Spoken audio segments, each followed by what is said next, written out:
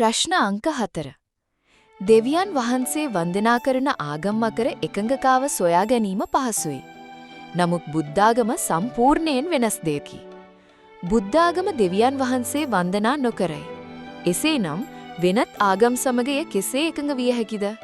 බුද්ධාගම දෙවියන් වහන්සේ වන්දනා නොකරයි යයි කීමත් එතරම් නිවැරදි නොවේ. බුද්ධාගම සොයන්නේ දෙවියන් වහන්සේගේ නාමය නොව දෙවියන් වහන්සේගේ සිතයයි. අපි දෙවියන් වහන්සේ වන්දනා කරමු.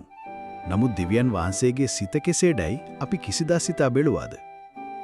අපි දෙවියන් වහන්සේ වෙත යාඥා කර ආශිර්වාද ඉල්ලා, ගැලවීම ඉල්ලා, දයා කරුණාව ඉල්ලා සිටිමු. ඒන් අදහස් වන්නේ අපගේ යාඥාව දෙවියන් වහන්සේ අසන බව අපි විශ්වාස කරන බවයි. එය අසීමිත ප්‍රඥාවයි. ඒන් අදහස් වන්නේ දෙවියන් වහන්සේට අසීමිත කරුණාවක් ඇති බව අපි විශ්වාස කරන බවයි. එය අසීමිත කරුණාවයි.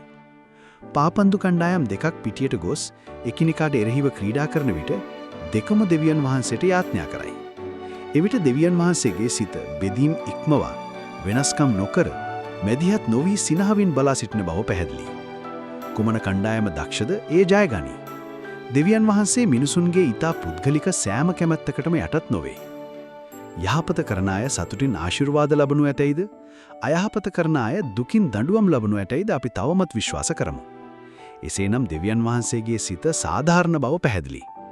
කෙසේ වෙතත් ඊතා සාධාරණ වුවත් දෙවියන් වහන්සේ මිනිසුන්ට පසුතැවිවීමට ඉඩක් දී දැඩි අචල බවකින් පමණක් නොසිටී.